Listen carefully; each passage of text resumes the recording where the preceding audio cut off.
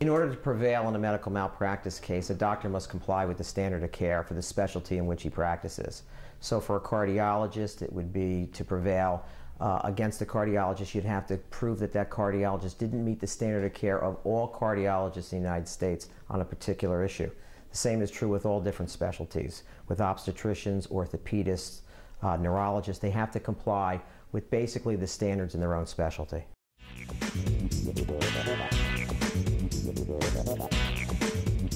The first step in pursuing a medical malpractice case on behalf of the lawyer is basically listening to the client's story, and then from there getting the medical records and start to do research. From there you have to retain an expert to review the case to see whether the standard of care was met.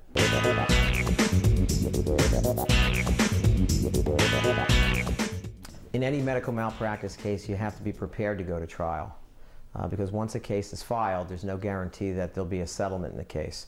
So clients always have to be prepared to one day be in a courtroom and to be ready to have their case tried before a jury.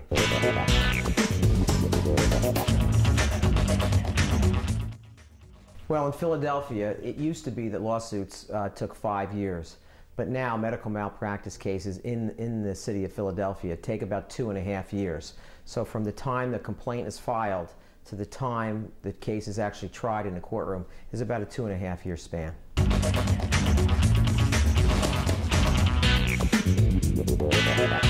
Well, first of all, in a medical malpractice case, it's taken the contractual relationship between the attorney and the client. It's what's called a Contingent Fee Agreement, which means a percentage is charged the client if we're successful. If we're not successful, there's no charge to the client.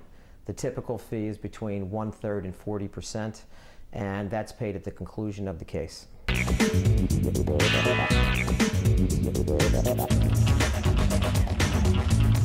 The good and bad of, I guess, any type of lawsuit is you really present your case to a jury, and a jury decides themselves what they believe the damages should be compensated.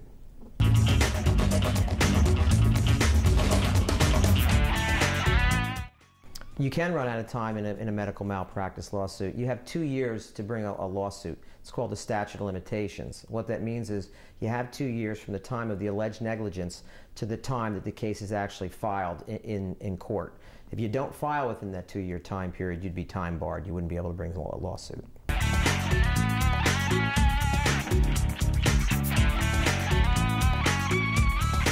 What you can do to prevent malpractice is, number one, and the most important thing, is to ask questions of your doctor with regard to your complete care so that you're well informed. The other thing that you can do is read up on the procedure that's being performed or the medications that are being given, and constantly question the care that you're given.